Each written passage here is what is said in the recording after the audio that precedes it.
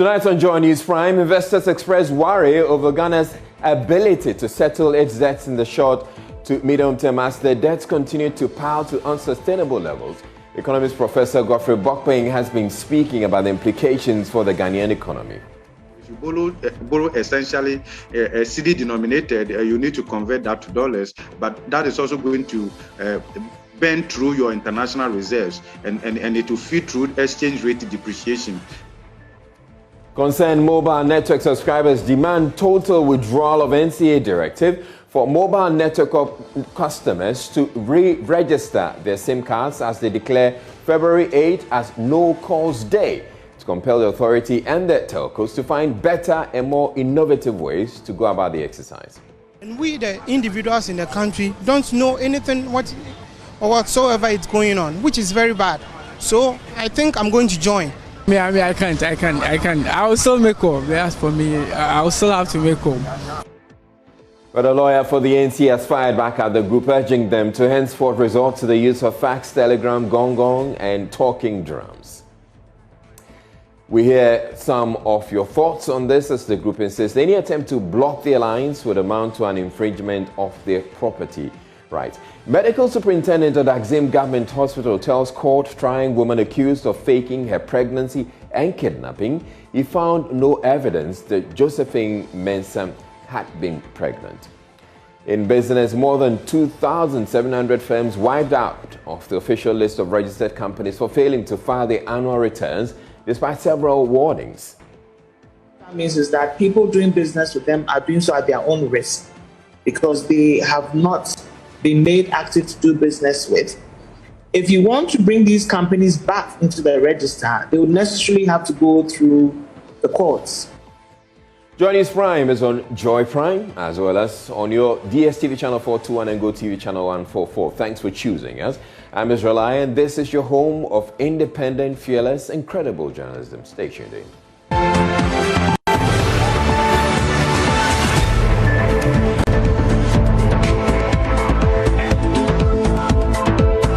Ghana's debt distress situation is said to be giving investors the jitters over the possibility that the country may not be able to repay its loans in the medium to long term. The debt owed foreign lenders currently stands at $27 billion, or roughly 162 billion cedis, with debt to GDP also over 80%. An article published by Bloomberg cites the high debt to GDP ratio as well as government inability to secure passage of the e-transactions levy as an indication it may not have the political capital to pass revenue-raising measures in Parliament or reining spending to reduce borrowing needs. I spoke with Professor Godfrey Bokpeng of the University of Ghana Business School a short while ago, who explained the implications of the country's bonds becoming unattractive and has serious ramifications and faulted successive governments' management of the country's debts. I first asked him if the investors are justified to harbor their fears over the country's debt overhang. Well, they would understand themselves better. They have the capital, and as we always say, capital will go to where it feels loved. That's all. So the article suggests the country's bonds are becoming increasingly unattractive. What does it mean, and what are the implications? Right. So a couple of years ago, particularly from the global financial crisis, there was some form of a monetary intervention in the system, particularly called quantitative easing, and that caused interest rate in advanced countries, particularly in the US, to lie low for long. And so that shifted the attention of the global investors from these advanced economies to emerging and frontier markets. So you realize that any time Ghana government went to the international capital market, we were received favorably to some extent. Of course, the yield was also high, but compared to what was happening in the US, this was a bit more attractive. But there's a signal from the US Fed that they are going to hike rates in terms of tightening cycle, and that will mean that instruments will begin to become a bit more attractive in the US. So when it happens that way, investors who have taken position in Ghana government instrument may be seeking early redemption of their investment in Ghana government instrument so they can move their money back to the US or other countries where they are becoming attractive. When it happens that way, what it means is that there's going to be a sell down on our instrument. Another way of saying that it will become a bit more unattractive. But that doesn't mean that we cannot do a bond issue, right? What it means is that we can only do so at a higher rate. Okay, so when you come onto the international market unattractive, you will be punished. So the reason you'll be punished is that it's not only what is happening in the US, but again, when you look at the fundamentals of our economy, it looks a bit weaker now than it was a couple of years ago. So it means that you are going into the international capital market with some kind of weak fundamentals underpinned by debt unsustainability, dwarfed revenue envelope, and there isn't a clear fiscal sustainability path from the 2022 budget that gives greater assurance to investors that in terms of debt refinancing, there isn't any risk. So when these perceived defaults increases, then investors will seek greater protection from the perceived default by holding out for higher yields. And that is already reflecting in the secondary market, where the premium has increased by more than 10%. We are talking about in excess of 1,000 basis points. Now, all this also tends to have a certain ripple effect, because then these investors, they'll react in a certain way, and then it tends to affect several other things. What are some of the things we should expect that these decisions and these actions will impact? Well, it could have implications for the stability of our currency, right? And again, you see, this whole thing also is about confidence in your economy, which can also affect so many other factors, even foreign direct investment into the country. So you don't want to get yourself into this situation, right? And even if you look at it within our own context, if you look at some of the policy initiatives that government is introducing, these are all in reaction to the weak economic fundamentals that government tends to correct. So for instance, if you look at why government is bent with the e-levy, it's more to please investors than to please you and I, right? Because the rising public debt signals some kind of uncertainty. And it signals the potential for government to increase taxes in order to pay down on its debt. Again, what it means is that it's because of the associated higher cost of servicing, it's also crowding out priority spending by government. And that is why, in fact, from 2021, you realize that the biggest expenditure item on government budget is interest payment, right? And if you look at how much we are setting aside for interest payment, it's huge. And that is the difference between us and the developed countries. They are equally borrowing. In fact, if you look at how much the US has borrowed and other advanced countries have borrowed as a result of also COVID, it's so huge. But the difference is that the interest payment on their debt is very, very low, and therefore it's manageable. But the interest payment on our debt is so high, and it's absorbing a higher percentage of our revenue, and that is crowding out priority spending. So if you look at it in terms of debt to GDP ratio, and you even say it's 76%, well, after all, what?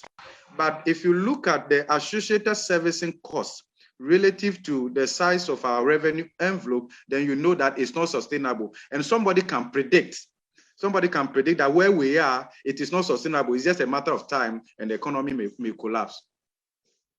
Right. So government has already indicated that it will be borrowing some 24 billion cedis in the first quarter of this year, with 21 billion of it going to pay maturing debt. How will this also impact the economy?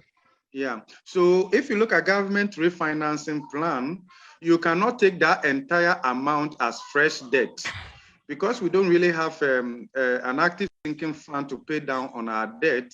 We normally do rollover. So a bigger portion of how much government intends to mobilize in the first quarter will be to roll over maturing debt. So we look at it in incremental basis, and that is how we have been managing our debt since independence, right? So we take fresh debt to pay down maturing debt, and then a portion of that also to finance the budget and other expenditures. So that is how we see it. So chances are that government is going to focus a bit more on the domestic market, right, in terms of its refinancing strategy. But we cannot do that for long, because some of our debts that are maturing are denominated in dollars.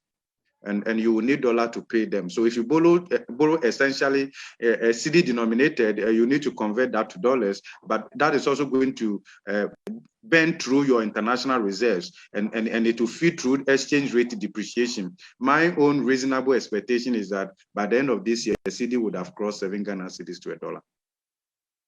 Wow. Essentially, we're in a really bad situation. Yeah, we are. It's not a situation where we can celebrate and be proud of. I feel for government, but I think that we brought this upon ourselves, right? We took advantage of COVID. We took advantage of so many other things, and I think we were not prudent enough, and it's coming to bite us. And I think where we are now, we would have to take certain drastic measures, because these are not things that you can wish away, right? They are fundamental. Okay, and unfortunately, my worry is that from the 2022 budget, it seems more that government is focusing more on revenue enhancements, right? Rather than maybe expenditure restraints and expenditure compressment, and then also efficiency in terms of expenditure and some kind of expenditure rationalization. If you are unable to do these two, then it means that your efforts at debt sustainability is going to prolong, and investors will have doubts about whether the fiscal sustainability path that you are outlining actually gives them greater assurance and comfort. In essence, you'd want to see government do more expenditure compression. Yes, it has to be done. And as a country, you see, our problem may not be that we are not generating enough revenue. In fact, if you look at it critically, our biggest problem is inefficiency, wastefulness. This is our biggest problem. When it happens that way, more revenue doesn't solve the problem. All right. Now, a group of Ghanaians calling themselves concerned mobile network subscribers have launched a no-calls day campaign to compel the NCA and the mobile network operators to find better and innovative ways of re-registering SIM cards. They say the no-calls day boycott on 8 February will be in the first in a series of national boycotts to protest the current inhumane process of re-registration of SIM cards. Now, they are demanding that the registration is carried out without having subscribers spend productive hours and several days in long queues in the midst of a ravaging COVID-19 pandemic, insisting there is currently no law in Ghana that requires registered Ghanaian mobile network subscribers to register their SIM cards. Now, Selon Brantier is one of 14 Ghanaians, including Samson Ladia Yeni, Professor Raymond Atogoba, Kofi Bentil, Franklin Kujo, among others, who are behind this group. Thankfully, he joins us on phone. Good evening, and thank you for making time to speak with us. Now, how do you expect mobile phone users to participate in this no-calls day boycott, and how exactly are you going to roll it out?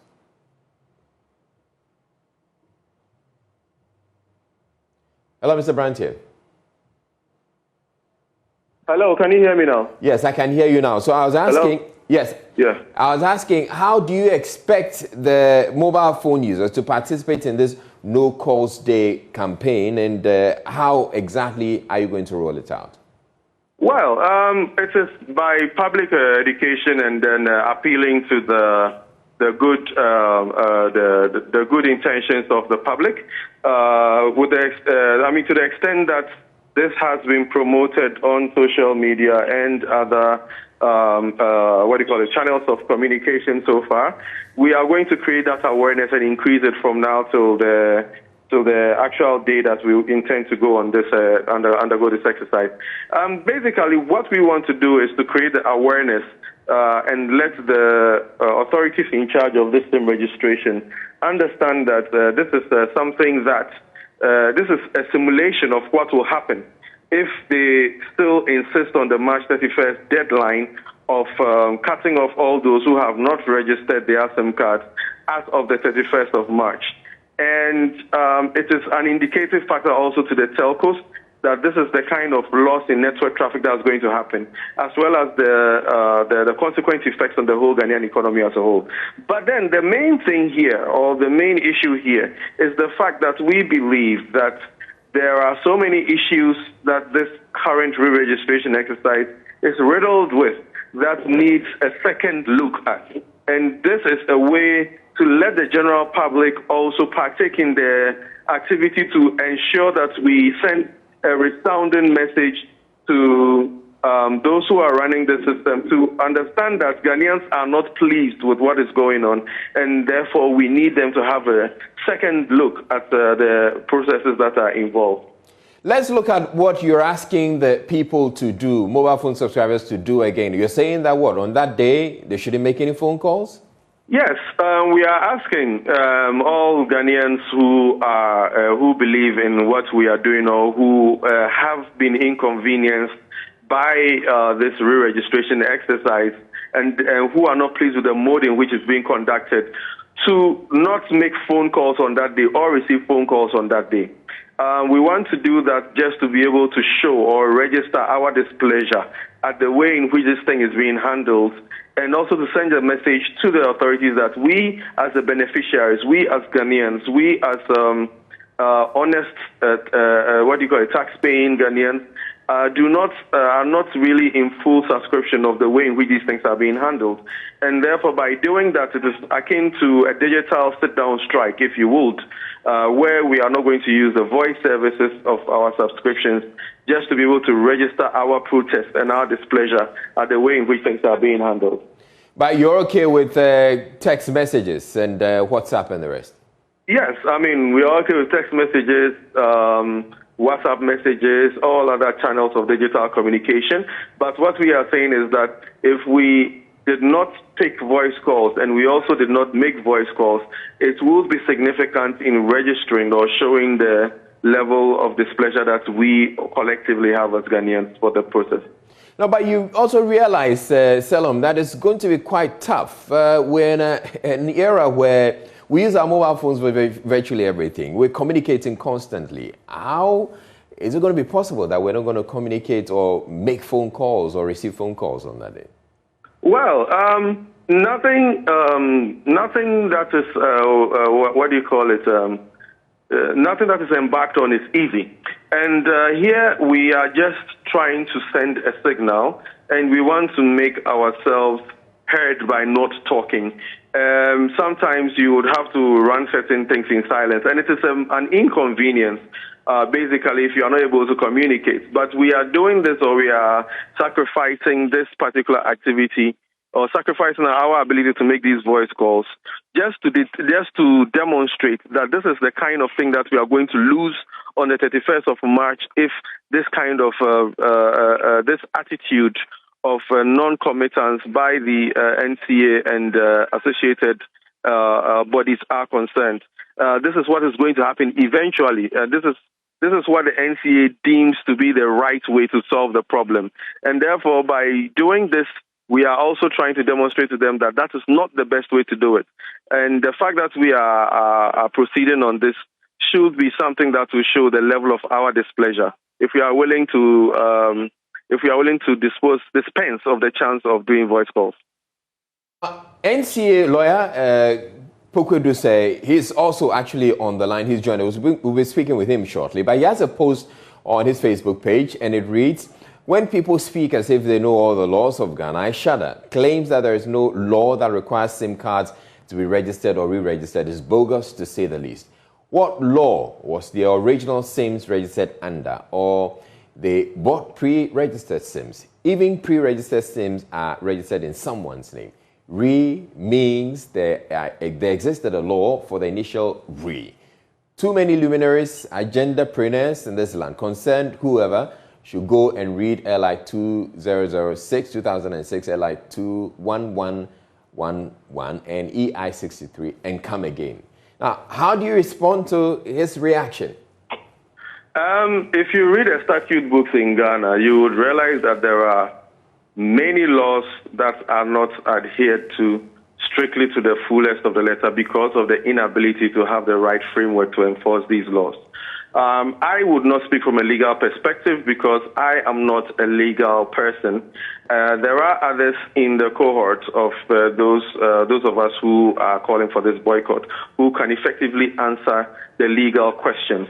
But then, as somebody who is an interested party, what I can say on the matter is that the fact that a law has been established also determines the fact that the law has a spirit under which it is enacted, as well as an overall objective under which the law being enacted is supposed to achieve.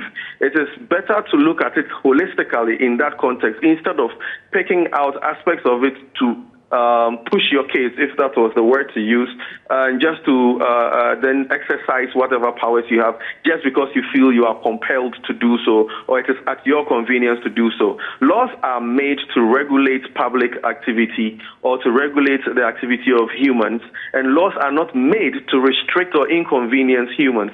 So if some of these laws are there, it does not mean that those laws are fully in the interest of the people or the people for which they are enacted for. And that is why laws always undergo certain forms of amendments as time goes on to reflect the realities on the ground. And then the fact of the matter is that even when laws are enacted and they are good laws, there are also other aspects of running these laws or implementing these laws or adherence to these laws that require resources, that require processes, that require controls. So the fact that the law exists doesn't mean that whichever authority has been mandated to execute those laws can do so in a vacuum. Those entities would have to have a certain kind of dialogue, a certain kind of collaboration with all parties concerned to ensure that the essence and then the rationale or the reasoning behind these laws are to the benefit of the public and not at the whims or convenience of any particular institution that is just willing to flex its muscles. All right, thank you very much, Salom Wrighton. But do hold on. I'll be speaking with NCA lawyer, Dr. Poku Edusei. Good evening to you, Dr. Poku Edusei. So let's talk about your response to the subscribers and the concerned Ghanaians. Which law forms the basis of SIM registration exactly? All right, good evening, Israel. Good evening. I think in my post, the laws, at least I mentioned 3 of them. Yeah. Which is the SIM regulation passed in 2011, LI 2006. It exists. And in the LI, it says that the NCA must issue directives and it must be complied with.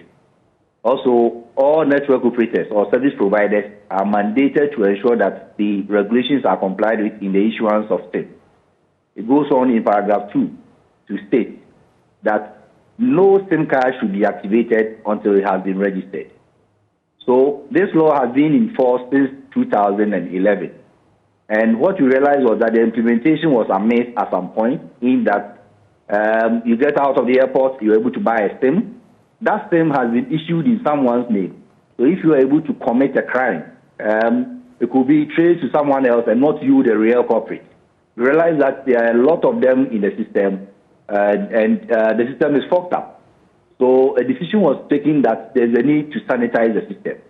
For now, we have over 40 million SIMs, and I don't think that they are all in use. So the system is being sanitized for policy considerations and also for prevention of crimes. SIM box is on the rise. Crimes which are committed through electronic means, mobile fraud, identity theft, are all on the ascendancy. So it's prudent that we rid the system of unregistered SIMs or improperly registered SIMs. And the way to go about it is that we have to enforce the law.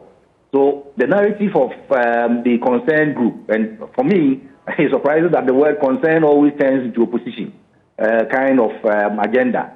The concerned group opposition, as they stated in their release, was that no law exists for re-registration. But inherent in that statement in itself was an admission that they had themselves registered their SIMs. So on what authority, under what legal regimen, were they able to register their SIM? So if a law existed at that time, it's the same law which will be applied in ensuring that SIM cards which are being issued afresh are registered, the legacy ones are also re-registered so that the system will be sanitized. Of course, we will admit that the system encounters some challenges in terms of the build-up of the people. When it started, people didn't really go to the registration point.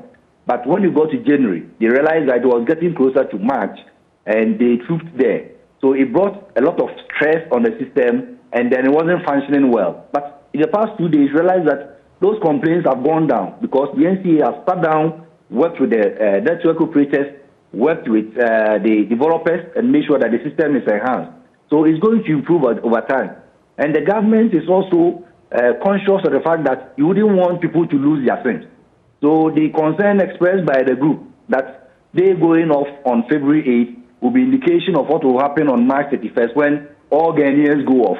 I can assure them that the government is humane enough and will know that when the work is not finished, there could be an extension.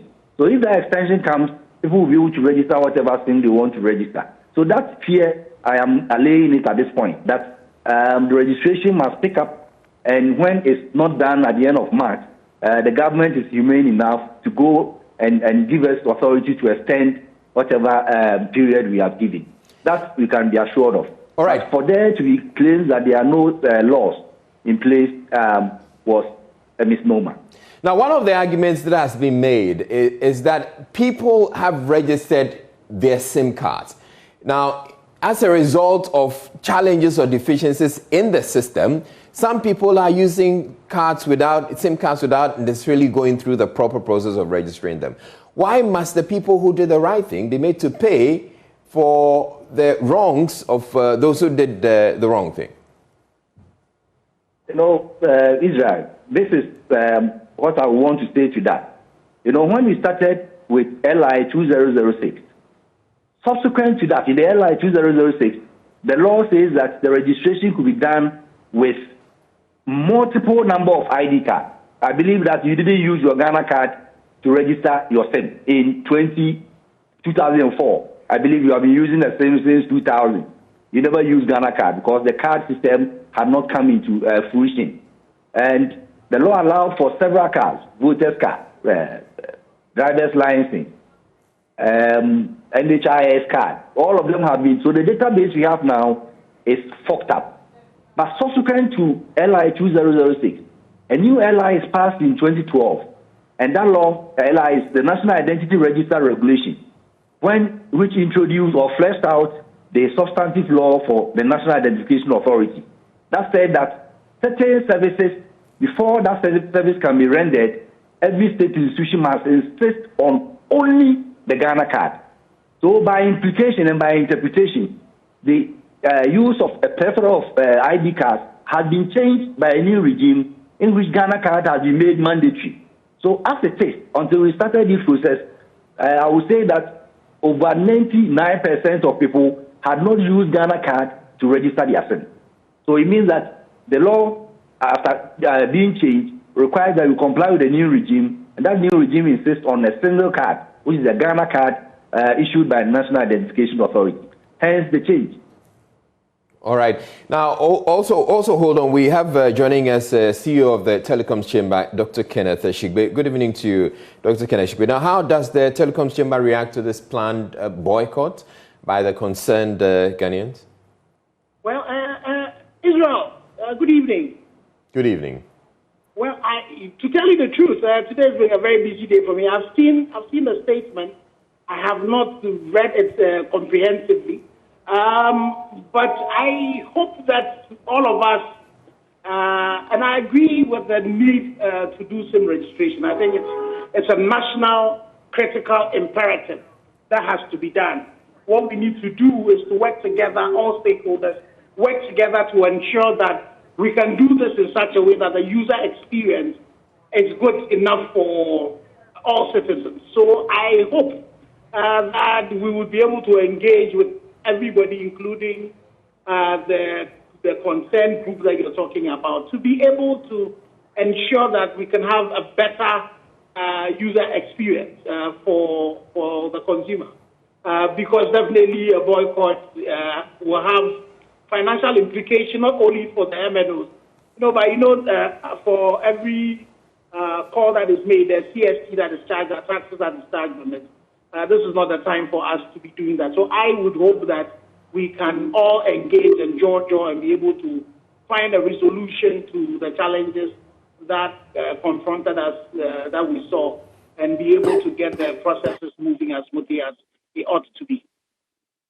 All right, thank you very much, Dr. Keneshikbe. I'll come to you, Dr. Poku-Duseh, for this final question. Now, this campaign by the concerned Ghanaians comes despite measures by the NCA and the chamber, the telecoms chamber, to improve customer experience in the ongoing re-registration exercise. Doesn't it indicate that probably the measures put in place don't go far enough? Well, I mean, when I was speaking, I said that, of course, we experienced some challenges at some point. And it was because of the influx of people all trooping in January in an attempt to meet the 31st March deadline. So it brought a lot of untold stress on the system. So that caused it to delay. And for the past 3 days, there has been stakeholder engagement. The developer has been involved, our board has been involved, NCA has been involved, the telcos have been involved, all in an attempt to actually upgrade the system. It has been upgraded now and it's functioning better than it was yesterday. So as you can tell, some of the concerns have gone down. We'll continue to work and make sure that the system is strengthened and tightened so that people can easily, seamlessly do it after having linked the star 404 using the Ghana card number linked to their SIM card. They can then go through the capture and have the verification and authentication done. You know, we could have actually done this only by using the short code, but people can sit in the comfort of their homes, link a Ghana card to it, and that Ghana card may not belong to them. So to obviate that kind of situation, we decided to actually do the second stage of authenticating, and that is what we're going through now. And even apart from that, the law also mandates that there should be a register of national SIM card. And when we had COVID-19, one of the executive instruments that was passed by the president or announced by the president was the executive instrument 63. And in it, it says that there should be a central SIM identity register. So, and also what we call subscriber equipment identity register. So that is for equipment. So the IMEI of your phone will then at some point be captured so that when the phone is stolen as a circle, it can't even be used on any network because it will be blocked by through the database, which all the telcos will then have access to. So there are laws in place that says that we should protect national security, we should protect the public interest, we should fight crime, and make sure that people don't engage in SIM boxing and other fraudulent activities, which is very pervasive now because SIM was not registered in their names. They were bought just at one Ghana city, and crime is committed and thrown away so that it can be solved. So right. When this is done, and because it's being done well, we will be able to sanitize the system.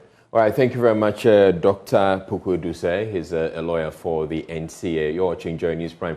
We're taking a break, but we have more news coming up. To stay tuned in. Hello, welcome to Business. I'm Charles Ayatip. More than 2,700 firms have been removed from the digital official list of the Companies Register by the Registrar General's Department. Now, the firms failed to file their annual returns after several warnings by the department. Here's the Registrar General, Jim Mowari. What that means is that people doing business with them are doing so at their own risk because they have not been made active to do business with. If you want to bring these companies back into the register, they would necessarily have to go through the courts. And at the court's own discretion, they can bring them back and put them back on the register. And so this is going to happen within the next 12 years. After 12 years, the name will fall back into the public domain and anybody can pick up that name. But between now and 4 years, nobody can pick up the name until, the courts either bring it back or they don't take action on it. And then somebody else can pick up the name after 12 years. I've given them enough notice. These notices started since 2019, but they did not take us seriously.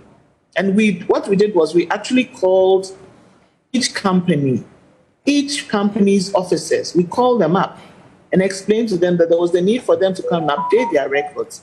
Some came to update. In fact, it was more than this, but some have come to update, and therefore they didn't get taken off the register. But some just didn't even have the right information in our system, in the sense that You call them, they'll tell you that, oh, they are no more interested in carrying on their business. So the option then, of course, is now court. If they really want to come back onto the register, they should go through the courts, and then we'll put them back. Now, senior research fellow with the Institute of Fiscal Studies is blaming Ghana's rising inflation rate on challenges in the agri sector, as well as the country's rising debt stock. According to Dr. Said Boachi, increased borrowing is causing inflation pressures, resulting in a higher demand for fewer goods and services. Speaking on the marketplace, he raised concerns as well about challenges with the transportation of agri-produce from the farm gates to a ready market. There are many sources. One is exchange rate, and you realize that getting to Christmas, exchange rate began to be quite unstable. Depreciation of the cedi picked up, and it is translating into inflation. But why were we having this exchange rate difficulty? Of course, the Christmas, business activities are part of it. Yeah. But you can see that it is not every year that such a thing happens. The government finances are really a problem, in the sense that there's so much debt burden hanging on the country, and a big component of this is owed to foreigners, and you need to service it. When you want to service it, you need foreign exchange. So demand for foreign currency will go up, and it will exert pressures on depreciation of the cedi, will translate into inflation. So these are the factors that are translating into inflation. So if the government wants to get a handle on inflation, it has to solve the problem in the agricultural sector through effective policy, and it has to solve the fiscal problem. Do as much as the government can to help solve the fiscal problem. Now, prices of petroleum products are expected to go up beginning next week. Of course, this weekend, actually. This is based on a new price list of the bulk distribution companies for the next 2 weeks cited by Joy Business. George Riafi has the rest in this report. The data showed that a litre of diesel should be going up by 4.78%, while a litre of petrol should be increased by 5.21%. This should translate into 32 pesos increase for diesel. When it comes to petrol, we should be doing about 35 pesos per litre. This is the price that the bulk oil distribution companies are willing to sell to the oil marketing companies from this Sunday, January 16. This should mean that these retail companies may have little choice than to pass it on to consumers from next Monday, as some have argued that looking at the current challenges facing them, it might be difficult to absorb the expected adjustment going forward. The increase has been influenced by rising prices of crude oil on the international market due to the fact that these traders think that the Omicron variant may no longer pose a major threat to demand for their product, as more economies are now opening up. Well, at the end of the day, many will be looking forward to see what the three major oil marketing firms, that is Shell, Total and Go, will be doing when it comes to their margin of increase. A move that would influence the over 100 oil marketing companies in the country when it comes to their pricing. But some have argued that since the Ghana cedi is still depreciating against the US dollar, and crude oil expected to increase further in the coming days, while consumers may have to brace themselves for more hikes in the coming weeks. And that'll be all for business. We have sports coming up this day. Hello, good evening and welcome to the sports segment here on the Joy News Prime with me, Orik Wampofo. The Black Stars are ready to battle when they come up against Gabon in their second group game at the ongoing Africa Cup of Nations. The four-time African champions need to win to keep their title aspirations alive. Head coach of the side, Melvin Raivach, spoke to the media ahead of Friday's big game, and George Addo Jr. was there for Joy Sports. Point on this, Coach Melvin Raivach says that his team will play much better against Gabon. In Morocco, he said his team had so many chances, they couldn't convert them. Over the period, they have been working so hard in camp to ensure that they can score the goals when the chances actually come when they play against Gabon. One of the things that he did not want to review here was whether he was going to be changing personnel in terms of the team that he puts out against Gabon. I mean, the media tried to ask him questions along those lines. He said he's not going to talk about selection before the game, so we'll have to wait for all of that. Then there was a question about Mohamed Kudus and his whereabouts. His answer was Mohamed Kudus is expected to join them soon, and all they can do is wait for him. He's currently not in camp. That other point was made there. I was asked a question about the fact that Gabon have Pierre-Emerick Aubameyang and Lemina back. How does that make tomorrow's game even more of a mountain to climb? And he says, well, they prepare for each game just the same way. They want to go and get on the pitch and be better. He answered the question about Thomas Partey's performance against Morocco, and he says they've analysed the game. They understand that Thomas Partey was not at his best in the game against Morocco, but he's definitely a great player, and he will prove critics wrong in this competition. He's pushing for Thomas Partey to finish as the best player of the tournament. Striker Richmond Boachi Adam was asked a question about the morale in camp at the moment. He says the boys have recovered from the loss to Morocco and are all hoping that they can beat Gabon and get those 3 points. He also added that the real agenda for them is to make it to the final of the competition and see where that takes them. Definitely, if they have to do that, then they need to get that result against Gabon. Just an interesting press conference, but definitely an air of confidence around the team at the moment. And we're looking forward to what they can do when they get onto the pitch to play against Gabon. There's going to be one more training session later tonight. And after that, we'll look forward to that game here at the Major Hijo Stadium inside Yaoundé, Cameroon. George Adi Jr. Well, that crucial game comes off tomorrow at 7 p.m. and we're bringing you live commentary of that on Joy 99.7 FM. But let's still stay with the Africa Cup of Nations, and host Cameroon made a statement of intent after beating Ethiopia 4-1 to control Group A. They become the first side to secure qualification to the knockout round, and after beating Burkina Faso in their first game with 2 goals from captain Abubakar, he is now the tournament top scorer after getting another 2 against Ethiopia earlier today. Let's take a look at the highlights of the game. Well, pictures from Yaoundé shows that the Cameroonians are really thrilled and excited, becoming the first team to qualify to the knockout round of the ongoing Africa Cup of Nations. We'll be back with the second part of the sports segment much later. My name is Oreku Wampofo.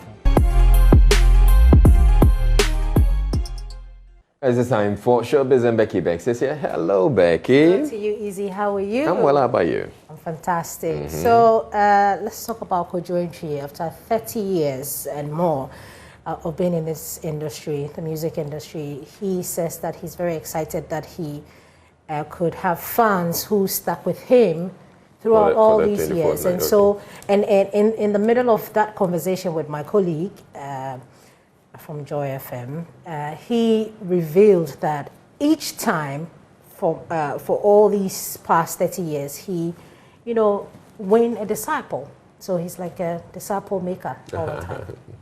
This means so much for people to stick with you for 30 years. I found someone who's been with me for 30 years, never missed one. I mean, there's nothing an artist can ask for. What do you think keeps them coming? Probably maybe next year you'll be coming. Maybe what? Well, that is true. I'm definitely booking I'm coming. You're a disciple now. Yes, I am a disciple. I win disciples, and they stick with me for life. They are not just for moments, or they are not just for albums, or they are not just for trending. These are people who truly love my music, and I don't have the explanation or words to describe how it makes me feel. So I just thank God and I thank them. I keep saying there's nothing fulfilling like playing for people. You can feel their love. You can almost touch love in the air. How can you stop playing? For me, it's more spiritual, healing. It's everything for me. Okay, so I'm wondering, all these musicians who call Shatta would say militants and all of that. What does he call his fans? Entrians. Well, let's move away from... Or maybe disciples. Kojo Ntwi's disciples. You have Israelites, right? Yeah. Becky-lites. That's me. Okay. Let's talk about Wendy Shea. Have you seen Wendy Shea lately? No. You haven't. No. So she has a new hairstyle. Okay. And so my colleague Noella caught up with her, and she spoke about how this particular hair makes her feel rebranded, renewed, and signifies growth. Okay, let me see that.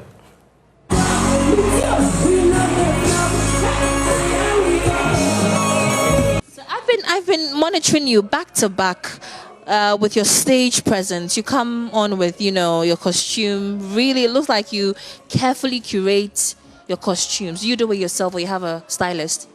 I do it myself. Yeah. Oh, I see. That's styling myself, but then I do have a designer who, you know, he brings the picture I have in my mind always to life. You know, so I love working with him. So yes, I do bring the everything. It's very accurate. I'm a perfectionist sometimes, so I like to, you know, have some particular details in my dressing. Yeah. So one of the questions that I'm sure a lot of Ghanaians would want to know is when they're trying to rebrand. Let's talk about the hair. I mean, I'm sure you saw the reaction you got when you first, you know, launched the hair. Is it part of a rebrand process, sort of? Yeah, I would say rebrand, rebirth, you know, growth. Yeah, evolution or revolution. Is it evolution or revolution? Revolution, right. So yes, so basically growth, maturity. That's what I'm trying to communicate. So the hair is here to stay. Definitely. That's fine. I'm not going back though, because I love to keep it natural, you know.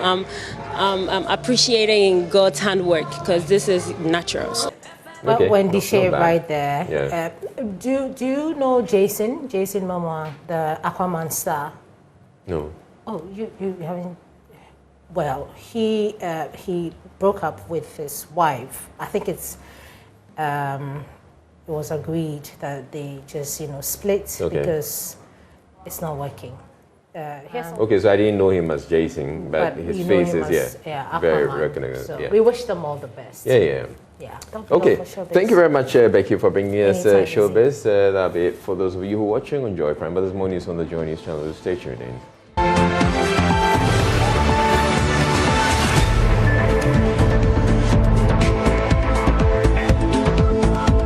Now, sights of women using twins as pawns to beg for alms is popular on the streets of Accra. One woman who already has 3 other children with no job and a jobless husband goes about in Mokula, one of Accra's busiest markets, with a set of twins strapped to her back while she sells sachet water in order to survive. 37-year-old Ngma Abiba's story, which was first shared on social media this week, has drawn concerns over the plight of hawkers and other vulnerable people in the capital. Joining us is Justice Bedu went to find her. The Makola Market, one of Ghana's largest and busiest, holds many stories. Here, several business deals are opened and closed every day, but everyone here has his or her own story. Mma Adiza is one of the many who were here. She has 5 children. These twins, 2 girls aged 2 years, Seiram and Sefako, are the youngest.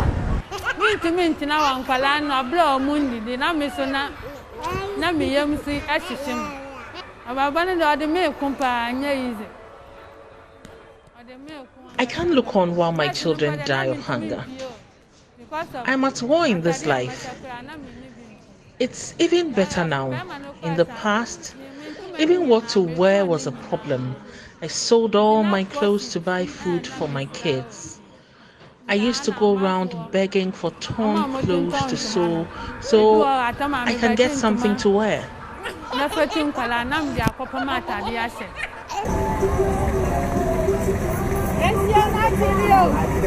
Abiba travels from Ablikuma, more than 2 hours travel time with public transport. Her twins strapped to her back to come and sell sachet water here. Sometimes I imagine the many people who are as poor as myself. Sometimes I get sad and cry. People insult me every day. They ask why I walk on the sun with my twins selling water. It breaks me down and I cry.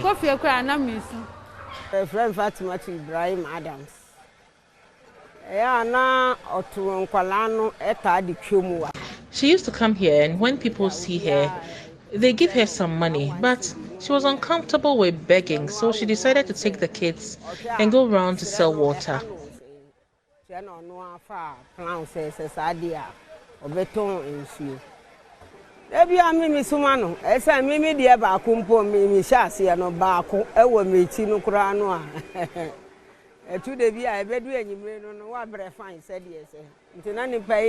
Hers is better.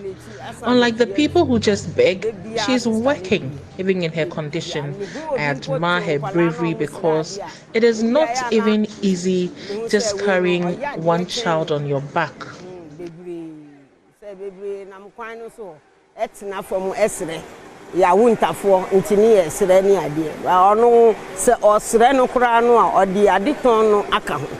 Mma Abiba's story, which was shared on social media, is just one of thousands of other vulnerable women who brave the odds in Accra's scorching sun, hawking or doing what is popularly called kayae.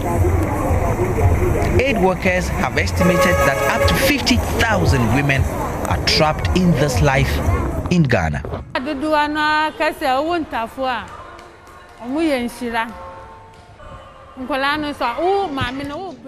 They say having twins comes with a blessing, so I know things will get better.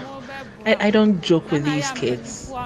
Even if I have 10 cedis, I will use everything to buy food for them. Like many of Accra's thousands of hawkers, Adiza doesn't know her future or that of her children. But she hopes, against all odds, that someday, somehow, she can get herself and her children off the street and give them a life that she has never had. Justice Bedu, Joy News, Makola Market in Accra.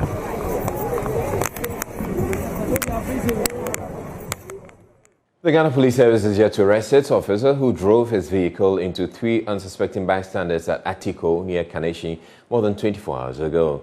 At least 1 person was killed while the 2 survivors are receiving treatment at the Kolebu Teaching Hospital and Koko Clinic respectively.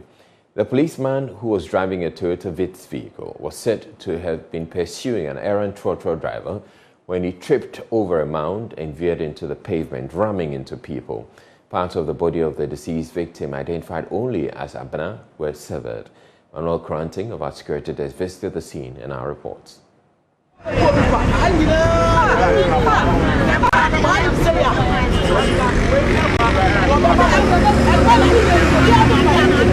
These are angry residents of Atiko, a spot just off the Winneba Highway where a vehicle rammed into unsuspecting bystanders. According to eyewitnesses, the vehicle in question, a Toyota Vitz taxi, was being driven by a police officer who lost control. Here's one of them.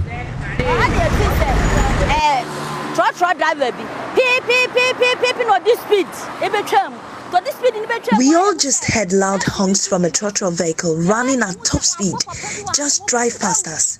In just a few seconds, we saw a taxi tailing it. The taxi veered off the main road and knocked down one man there. It then crossed over to the other pavement and knocked down one lady. Her name is Abna. As we were wailing, a policeman emerged from the crowd. We even thought he was just here to calm the tensions until he said he was the driver of the taxi and that he was pursuing a trotro driver.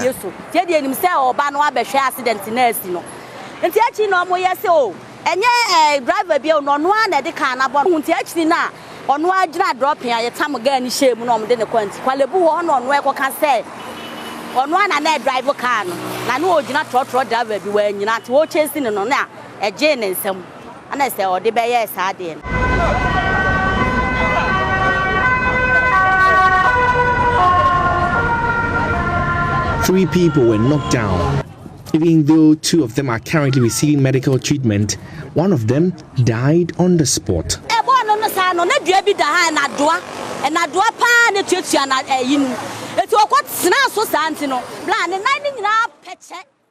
There were nails right here, and the car crushed her into the tree. She was pinned against the tree and her left leg was almost severed. It was totally shredded. But up until now, no police officer has been here to check anything. Do you think they would do this if she was one of them?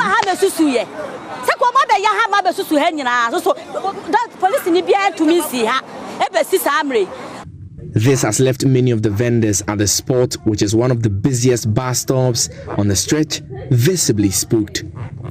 This lady has been selling breakfast meals at Atiko Junction for years. I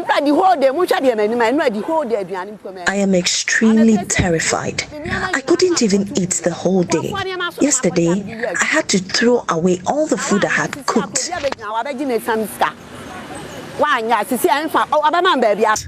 But they blame the bad state of the road for the incident.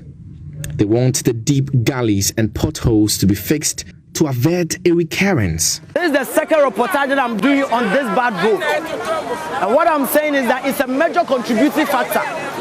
Because, for instance, if he was not on top speed, definitely he was going to use this outer road. Of which, knowing that people do board car here and as a bus stop, they do normally reduce the speed. Because of this bad road, they don't use the outer road again. They all use the highway. And of course, when things do happen, this is one of the things that do happen. Now we lost a life. The family is in grievances. Must we always lose life to fix and be responsible? No. All we are saying is that the little and as a quarter of the national cake, this is what the people in this area we have. Fix it for us. Fix this thing for us. When it rains, it's a canker. We have to carry people at our back. Some people charge 5 cedis to carry you and cross this road. Here becomes like a river.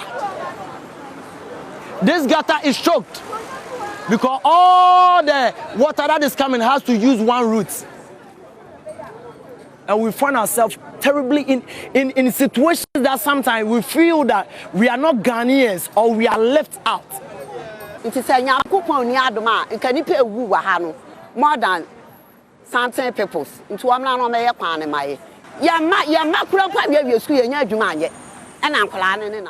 But for God, we would have all died. We want the roads to be fixed. Our children cannot find jobs, and the roads too are bad, just killing our people. So in just a split second, this spot, which was Abena's source of livelihood, became the spot where she breathed her last, with her bloodstains still pretty much visible. For now, her family is calling for justice to be served, while the residents here, many of whom are really concerned, call for the immediate fixing of the road, which they say was a major contributing factor to this incident. For Joy News, my name is Manuel Kranti. So more than 24 hours after the incident, the police says it is yet to arrest the driver of the vehicle who was identified by eyewitnesses as a police officer. ASP Kingsley Kanda is the Odoko Divisional MTTD commander. Where he serves, do we know his rank? What do we know about him? According to my investigator, he did not meet him. He did not meet him, the police officer there. But he met the 3 victims. We've not seen the driver. It's the driver that we've not seen. It is alleged that he's a police officer, but I've not seen him. So I've asked my investigator to follow up to the hospital and check if you can get his details. The rifle was taken from the car at them. You know, the rifles have no marks, though we have serial numbers on them, but we can not say that this rifle is from this station or that station. That's why we know, but we are doing our best. We are doing our best. We'll get him. We'll get him. Well, then he cannot walk. and he's also undergoing treatment. But in the past 24 hours since the incident happened, the confirmation I'm getting.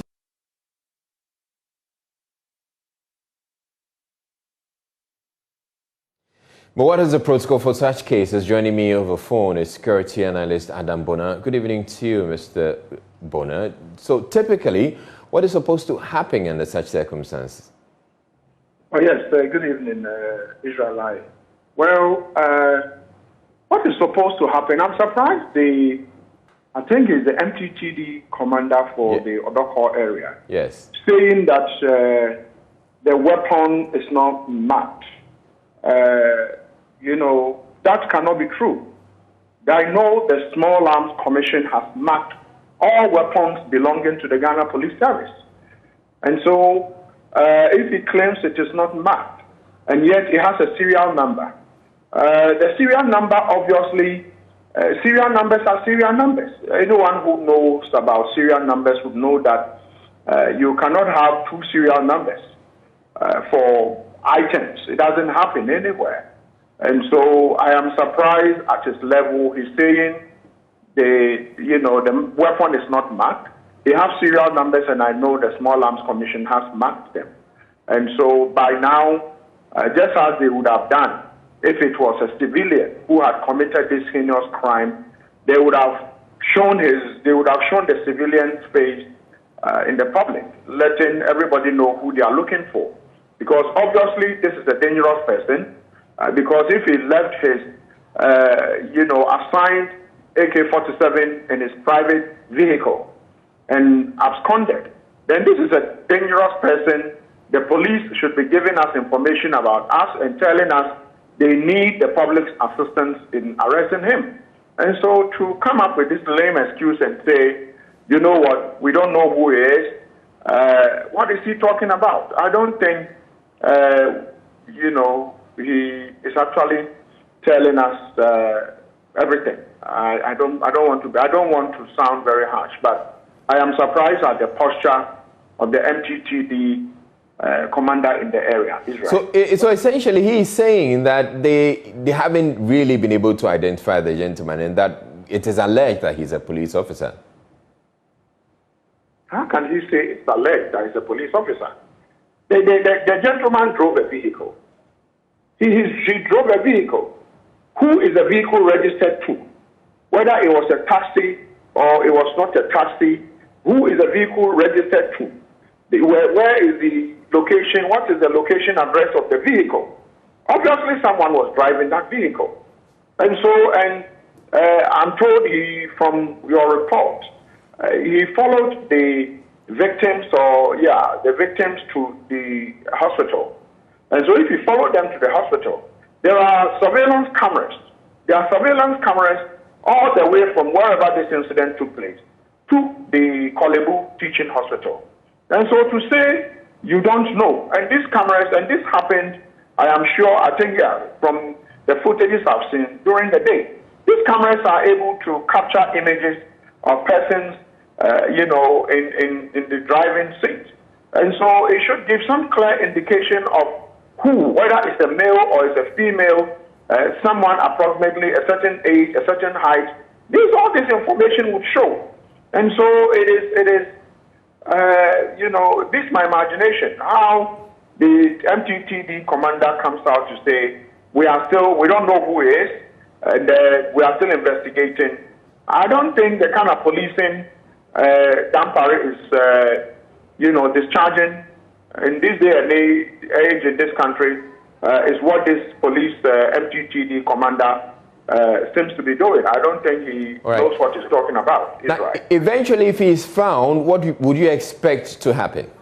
No, what he's done is criminal. I mean, what he has done, dangerous driving. People have gone to prison for this type of driving. So if I obviously believe he's a police officer, so the police would have to investigate him. You have police officers, I'm sure some of them are listening to me, who own private vehicles. Their own service regulation requires them to inform the Inspector General of Police if you want to own a private or a commercial venture. Most of them have trotros in their numbers, taxis in their numbers, Okada, bites in their numbers and they have not informed the IGP. So probably the IGP should begin to look into it. But the criminal aspect of it should be looked into. And probably those who have been injured, compensation and all that should probably extend it to these people, Israel.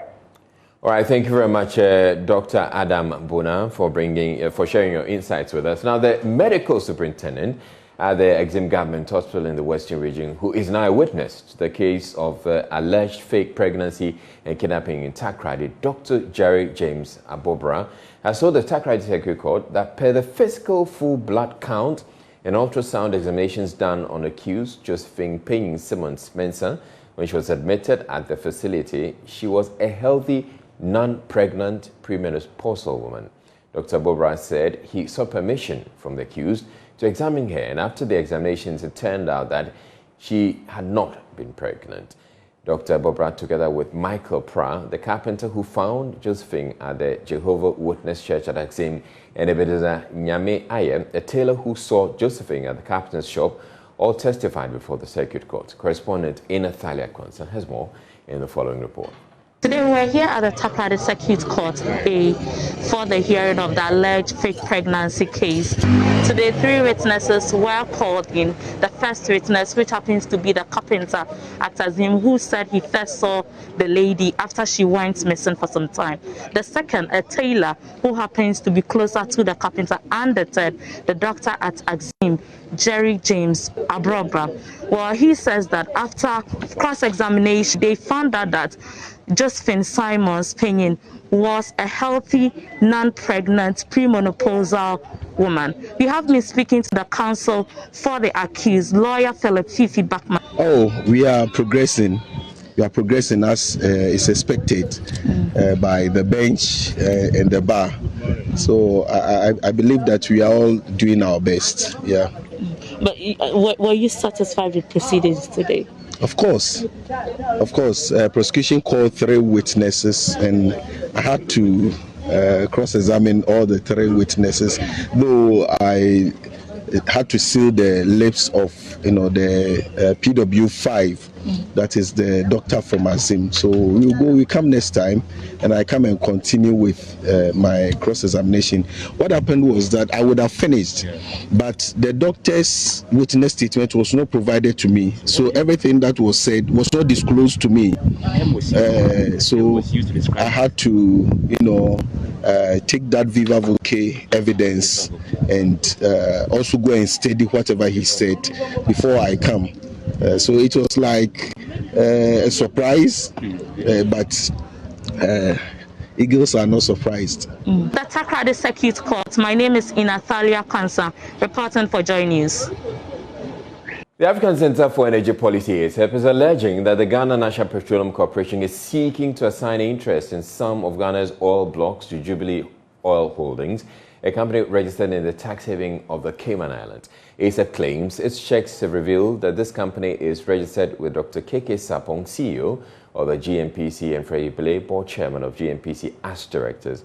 These allegations were leveled by ASEP's policy lead for petroleum and conventional energy, Kojo Yauche, at a news conference. There's more in the following report.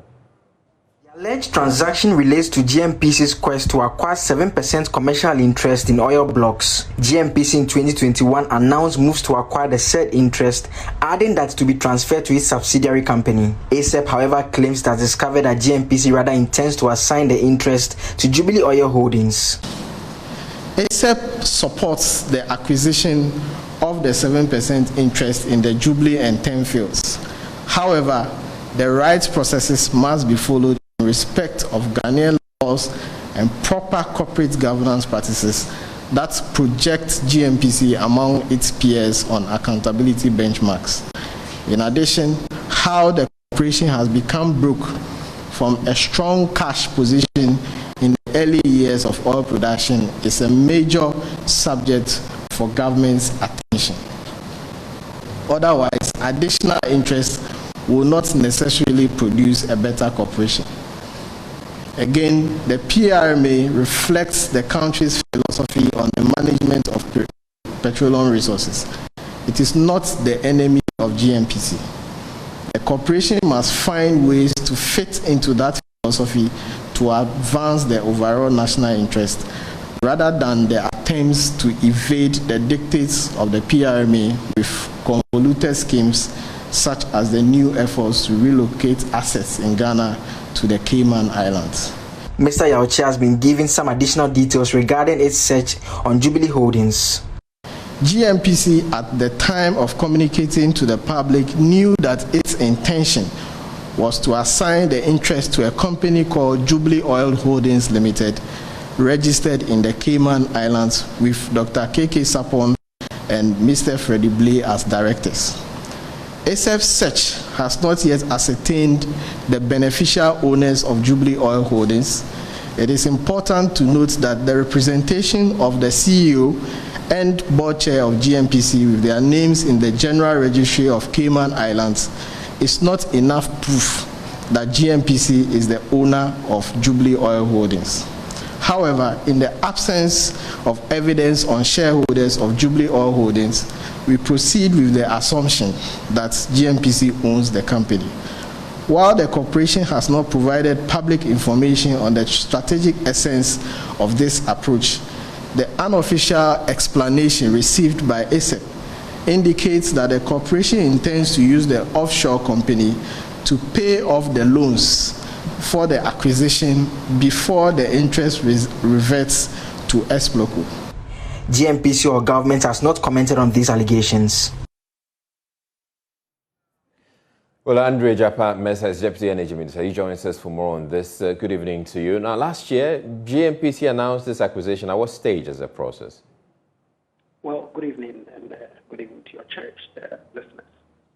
It's important to indicate right at the very outset that per the report that I had on your 6 o'clock bulletin, GNPC has indicated that they're going to provide, following their study of the press release, a comprehensive response to the issues that have been raised therein. But I think that it's important to put the issues in proper perspective. All right. Because I think that ASEP completely misunderstands the transaction. All right. Okay. In the first place, GNPC has not and did not incorporate Jubilee Holdings. Okay. Now, Anadako, which owned some interest, both Jubilee and 10, sometime last year indicated to government that they wanted consent to transfer its interest to Cosmos, which is also a partner in those two blocks. Now, following extensive negotiations, okay, government of Ghana decided that it was going to take some stake in the transfer that was being made to Cosmos as part of the conditions for consenting to the transfer. Now, that stake had to be paid for. Okay. Now, at the time of completion of the transaction, that payment obviously was not ready because some approval processes had to be undertaken before the payment can be effected. So in order not to jeopardize the interest that government had sought to take, Anadako incorporated Jubilee Holdings and ring-fenced that 7%, okay, into that entity to enable it transfer the remaining to Anadako Cosmos. Now, post that eventuality, what then would transpire was that government of Ghana needed to pay for those shares before Anadako can then transfer the interest that they had ring-fenced in Jubilee Holdings to GNPC or its nominee, which my understanding is going to be GNPC ex-local. So to suggest that GNPC has incorporated the company Jubilee Holdings with a view to move the assets offshore is completely misunderstood. It clearly demonstrates a lack of appreciation of the nature of the transaction. It will be interesting for ASEP to provide documentation that suggests that indeed GNPC was the one that proceeded to incorporate the company Jubilee Holdings. Any transaction lawyer who looks at the transaction documentation would appreciate what it is that took place at the time that the transaction between Anadako and Cosmos was taking place, at which point government had indicated an interest to acquire that 7%, based on which that 7% had to be put in a vehicle pending the payment before the transfers were effected. So it's important that when civil society organizations are putting out information that seeks to suggest some wrongdoing on the part of officials, they put out the facts so people can interrogate them as such. All right, but the ASAP is also mentioning the incorporation of the company and having Dr. Keke Sapon, CEO of GNPC, and Freddie Blay named as directors. Look, my understanding is that following that initial completion between Anadaku and Cosmos, at which point that vehicle was created to ring-fence the 7% that government had indicated to transfer, that the Ministry of Finance has advanced some monies to GNP to enable them acquire those shares. Obviously, a company cannot exist without directors. And so if that transaction has been concluded, then it makes sense that the director, the board chairman of GNPC, and the chief executive of the GNPC will be made as directors of that company. Corporate governance structures, Exloco has been a dormant company for a long time. And so at the point when the decision was taken to move GNPC into an operatorship, okay, if you recall, that when the Aker Energy transaction came to Parliament, GNPC indicated clearly that its intention was to acquire the 37% in Aker and also the 70% in AGM with Exloco as a vehicle, okay, and that the intention was to strengthen Exloco to then become the operator wing of GNPC. So when this opportunity arose, it made sense that Exloco would be the vehicle that is used ultimately to acquire those shares. Okay. But there are processes that ought to take place before those transfers can be effected. And so merely on account of the fact that you've seen Dr. Keke Sapon and Mr. Freddie Blay as directed to conclude that some wrongdoing is being occasioned, that some people are looking to offload shares in Ghana offshore, clearly it's disingenuous. All right, so there's GNPC Exploco, which we're very familiar with, but then Jubilee Holdings, what's the role? And where are we positioned? I just indicated to you that Jubilee Holdings was incorporated by Anadaku to ring-fence the 7% out of the, I believe, 35% of sole stake that they were transferring to Cosmos. Okay, because government had indicated an intent to acquire those shares. Now, if at the completion of the transaction between Cosmos and Anadaku, those shares were not ring-fenced, what it meant was that they had to offload all of it to Cosmos. But of course, that, per the approvals and the negotiations that are taking place, was not to be the case. And so they needed to create a temporary vehicle to hold those shares pending payment by the government of Ghana before those transfers can be made to GNPC or its nominee. It's a very simple, basic transaction that any lawyer who is transaction knowledgeable can explain to you within the twinkle of an eye. I do not have the documentation with me here because I just I was driving home when I heard the conversation already. I was surprised that anybody could put that spin to this transaction. And so when the call came to easily explain this thing, and all the documentation are available for people who would be minded to look at it closely to conclude that indeed no wrongdoing or untowardness has occasioned at all. All right. Thank you very much, Andrea Japa Mesa. It's a Deputy Energy Minister. You're watching Journey's Prime. We're taking a break. We're bringing you more business news. To stay tuned. Yeah, welcome to business. The World Bank is forecasting a 5.5% expansion of Ghana's economy this year. Now, that's according to its January 2021 Global Economic Prospect Report. The projected growth rate is lower than the International Monetary Fund's projection of 6.2%. It is, however, higher than Sub-Saharan Africa's average 3.6%. Charles Nixon-Yeboah has more in this report. Ghana will certainly become one of the fastest growing economies in Sub-Saharan Africa based on the forecast by the World Bank. The report said elevated commodity prices are projected to both support recovery in extractive sectors and boost export and fiscal revenues. This will help ease some pandemic-induced fiscal pressures and external financing needs. It, however, pointed out that many sub-Saharan Africa countries, including Ghana and Rwanda, witnessed a marked deterioration in fiscal balances because of deployed relief measures, depleting already narrow fiscal space. This, together with constraints on financing and pressures to improve debt sustainability, will lead to a much less supportive fiscal stance across the region over the forecast horizon.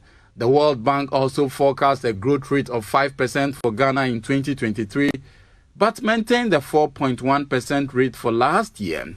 The economy expanded by 6.6% in the third quarter of 2021. Education, health and social works, information and communication, as well as hotel and restaurants drove the growth rate. Now, workers in the informal sector face a lot of problems as they get older and retire. Many people have hung on to misconceptions and falsehoods about pension throughout the years.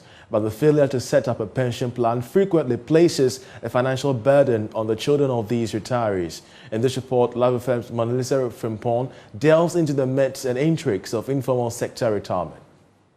Many in the informal sector cringe at the mention of pension or end-of-service benefits. 74-year-old Obapenin Ya Ampoma sits at Aja Market in Kumasi selling yam. She has been selling this food commodity since age 9. At age 77, she should have retired, but she is unable to do so. I survive by selling tubers. Obapenin Ampoma had little education on pension contributions. She is rather hoping her retirement needs will be taken care of by her children.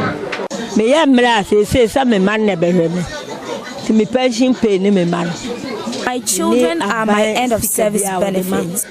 Her situation is no different from that of 77-year-old Alhaji Yauza Yakubu. He owns a shop at Abuabu Station in Kumasi. Pension trustee companies have attempted to get him to sign up, but Alhaji Yakubu is unbothered about monthly contributions for pensions. In situations of invalidity, he is positive his children will take care of him with proceeds from his business.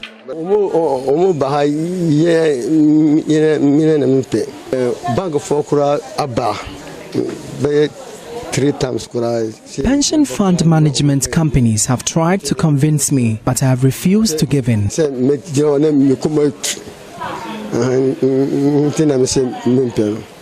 Data from the National Pensions Regulatory Authority reveals that the informal sector employs almost 80 to 85% of the Ghanaian working populace. However, many players in the informal sector have little or no education about contributing towards pensions or planning towards retirement.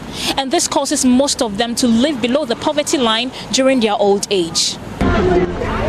Retirees without any awaiting retirement funds become financially dependent on their children. 23-year-old Seidu Fuseini is a trotro mate at Tech Junction. He earns 30 cedis daily, but is forced to share with his ailing mother. They are about 70 years and then 85 years going. So when you come to work, you work maybe a day, you get 30 cedis. You give share or amount of them, and then you also take half. I mean, you buy food, you buy clothing, you buy everything. So when the work is not good, you cannot get money and give them. 28-year-old Yao Danso is also unhappy with the financial pressure he goes through when he is just about starting life. Our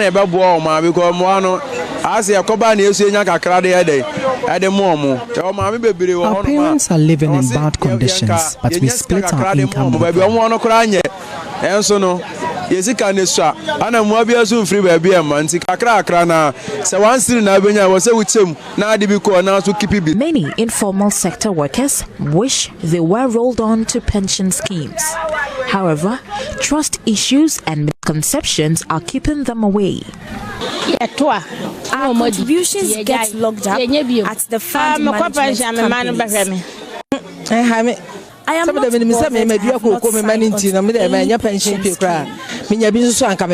The misconception has posed a challenge to efforts of governments and agencies to extend the coverage of pensions to the informal sector workers. Alex Owusu-Boakye is zonal head of the National Pensions Regulatory Authority, Ashanti. Well, before we started, there was contribution 0. And it went up 1%, 2, 3, 4, now it's 6%. And we are aiming at 40%. If we are able to get that 40% by 2026, that would be very, very huge. And it is good for the economy as well. The GDP will definitely go up. Well, in a few years, it is estimated that 3 billion people will be found in the aging population. And what impact would it have on our society? Especially when in Ghana, most of our aging population are performing traditional roles, are found in the informal sector, making little or no pension contributions at all, not planning towards their retirement. We await to see the economic pressure it is going to have on the working class who are forced to support their aging parents. From Kumasi for Joy News, Mona Lisa Frempong reporting.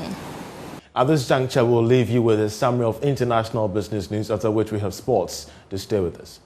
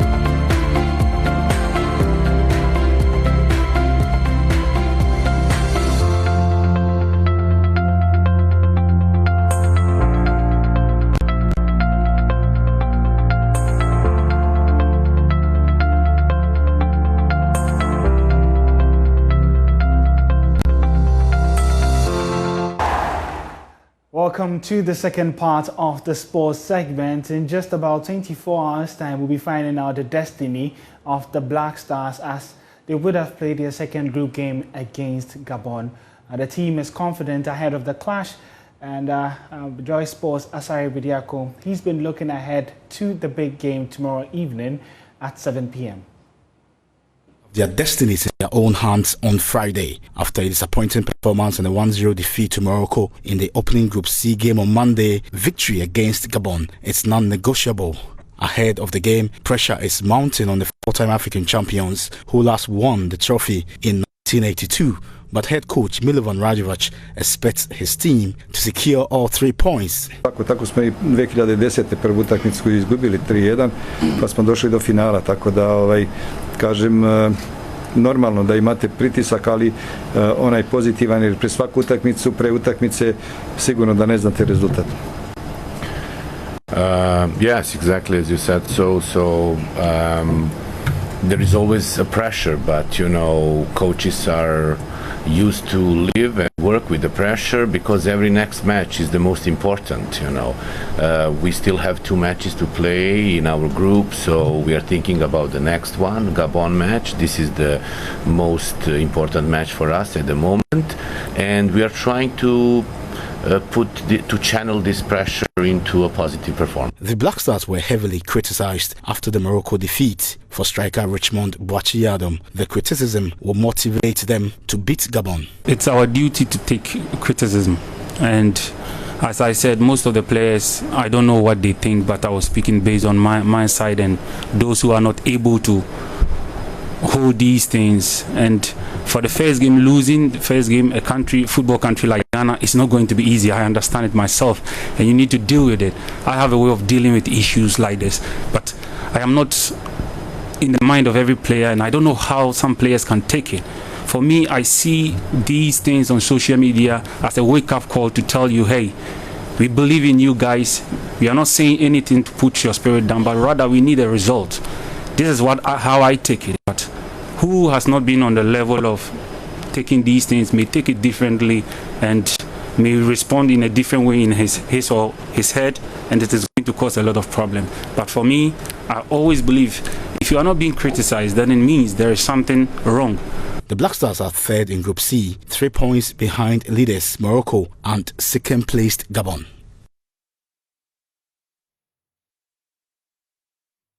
There will be live commentary of that crucial game between Ghana and Gabon at 7 p.m. on Friday on Joy 99.7 FM. But let's do some more stories, where the 11th edition of the Hockey African Cup of Nations is set to take place on January 17th to January 23rd in Accra. Team Ghana is ready to do battle, and my colleague Bernard Elom watched them train earlier today.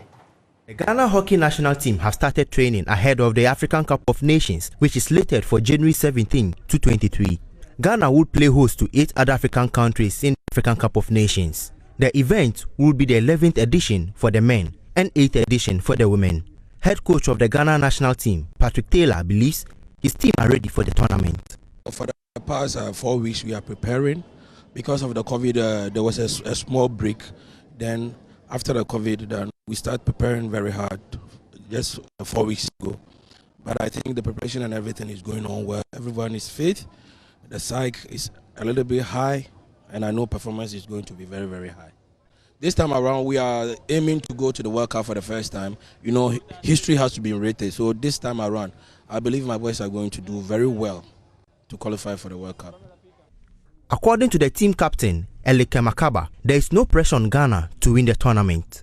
We are prepared in terms of tactical, mentally we are ready. You can see the guys, we are happy.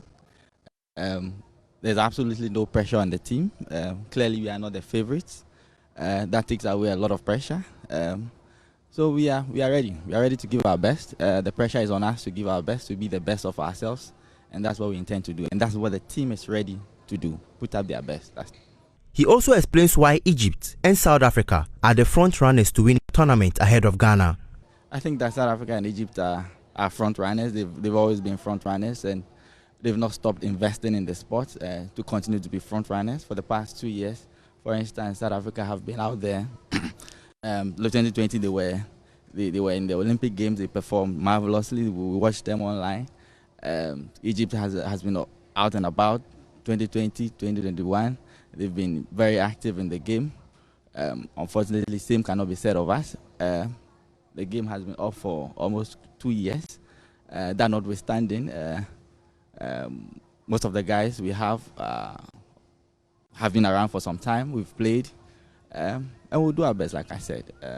There's no pressure. Maybe it will be a good thing for us, and we hope that positive results will come out of it. The nations to partake in the 2022 African Cup of Nations in both men's and women's category are Ghana, South Africa, Kenya, Nigeria, Uganda, Zambia, Namibia, Zimbabwe, and Egypt. Benaya Elom, Dafimeko, Joy Sports. And when the tournament does kick off, we'll be bringing you updates on My Joy Online First Last Sports and also here on the sports segment on Joy News Prime. In case you wanted updates on the Black Stars camp as they get ready for that game against Gabon, you can follow us on social media at Joy Sports GH to get all the behind the scenes from our man in Cameroon, George Ado Jr. My name is Ori Kwampofo, and that's how we wrap up the sport here. And that'll be it for Joy News Prime for this evening. I'm Israel Lai. Thank you very much for watching. Have a good evening.